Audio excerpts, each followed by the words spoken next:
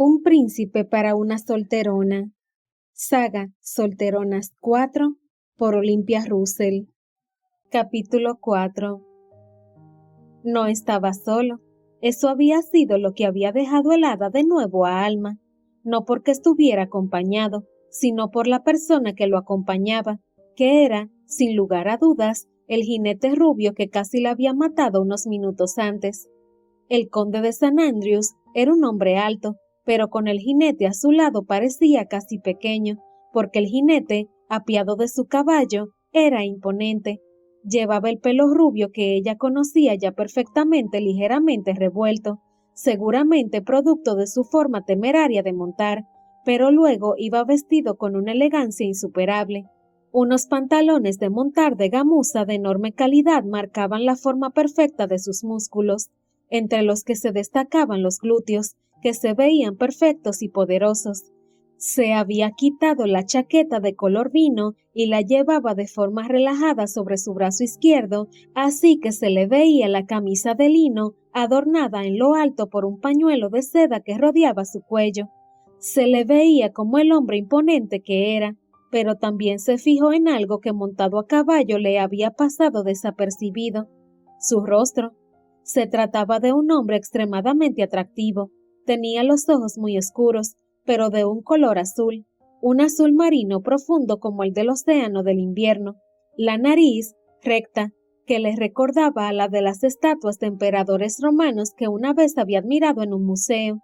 Pero eran los labios, llenos, los que más le estaban llamando la atención, ya que le daban a su rostro un aspecto sensual. El caballero, en su conjunto, transmitía una mezcla aparentemente incompatible, ya que daba una sensación de ser salvaje e imposible de controlar, y al mismo tiempo de ser extremadamente educado y distinguido. Era, en definitiva, el hombre más elegante y también indiscutiblemente sensual que había conocido en su vida. Además, también por primera vez en su vida, Alma sintió en su interior un calor nuevo y extraño, una fuerza que le atraía y al mismo tiempo le repelía, esto último por la intensidad de lo que estaba sintiendo. Por suerte, pudo salir inmediatamente de aquel estado de turbación en que se encontraba, ya que en aquel momento el conde de St. Andrews, su benefactor, se percató de que ella había llegado y, poniendo su sonrisa más afectuosa, empezó a andar hacia ella, seguido, eso sí, por el caballero rubio. Alma querida, ya estás aquí, aunque no sé de qué me sorprendo, ya que siempre eres escrupulosamente puntual. Nada más decir esto último, el conde de St. Andrews le dirigió una mirada fugaz al jinete rubio. Alma, que gracias a su discreción y recato era también muy buena observadora, leyó en aquella mirada que el jinete no había llegado tan puntual como ella.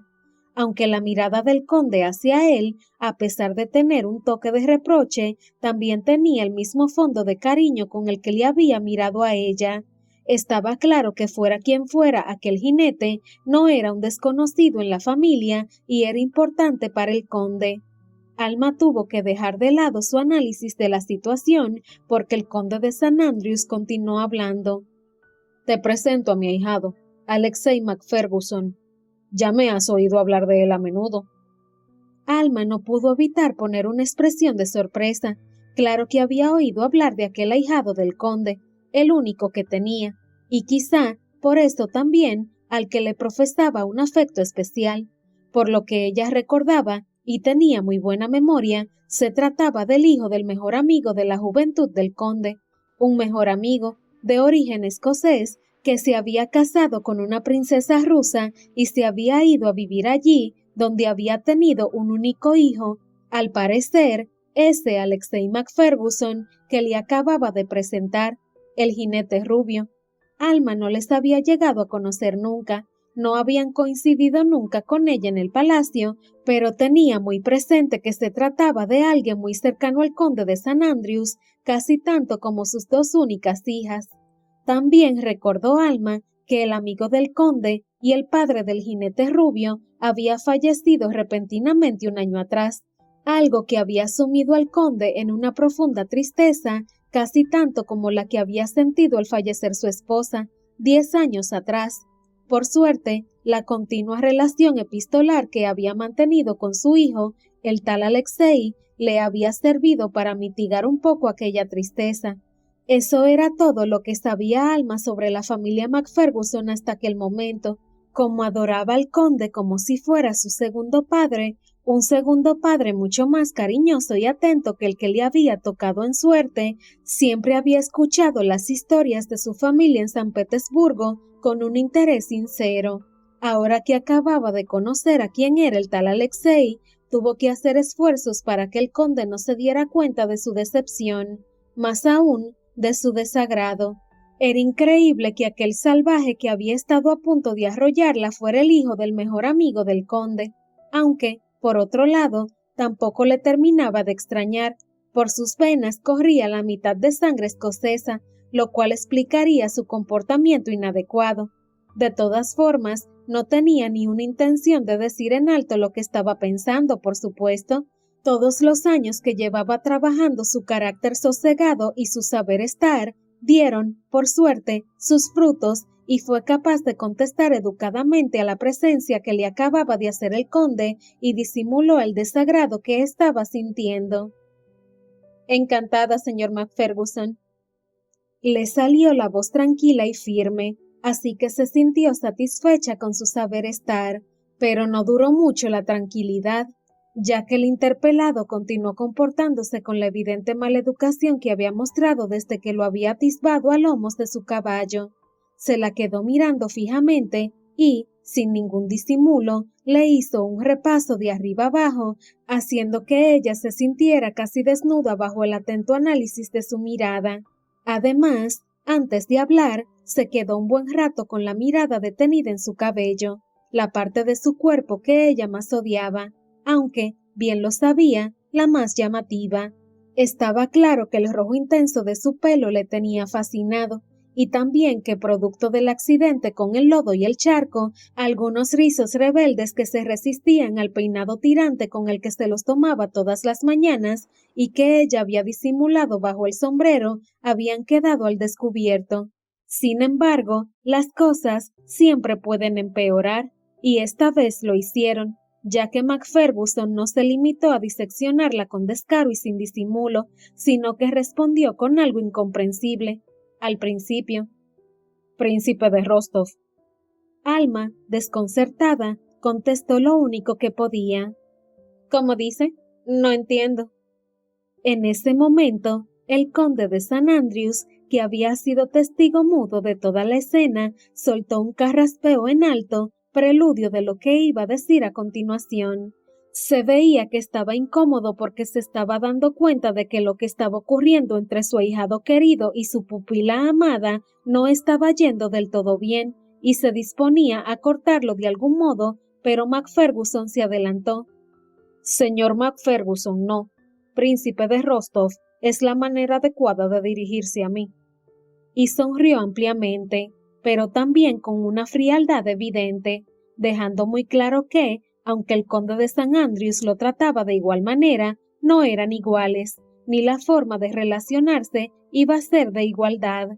Alma se puso roja como la grana, no por las distancias marcadas, sino por la forma ventajista que MacFerguson había utilizado con ella.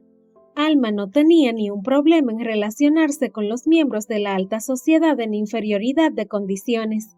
Al contrario, para ella era el pan de cada día. Una cosa era que en la intimidad el conde la tratara como una hija y otra muy distinta lo que se esperaba de ella en público, y esa diferencia era algo que siempre había aceptado y llevado con buen gusto. Tenía muy claro sus orígenes humildes y que su posición en el palacio del conde de St. Andrews era tan solo fruto del buen corazón de este último. Se sentía agradecida por ser su pupila y no esperaba nada más, y estaba muy orgullosa de la forma en que controlaba los buenos modales y la etiqueta, la forma en que se colocaba en su sitio inferior sin que nadie tuviera que decirle nada, justo lo contrario de lo que acababa de ocurrir. Era la primera vez que alguien le llamaba la atención por algo así, y precisamente tenía que haber sido aquel salvaje. En ese momento, con ella como la grana, y Macferguson divirtiéndose claramente a su costa, el conde de St. Andrews consiguió abrir la boca y salir del estado de turbación en que se encontraba e intentó reconducir el asunto. Alexei, Alma no sabía cuál era tu título. Yo te he presentado como... Sí, Michael, tranquilo.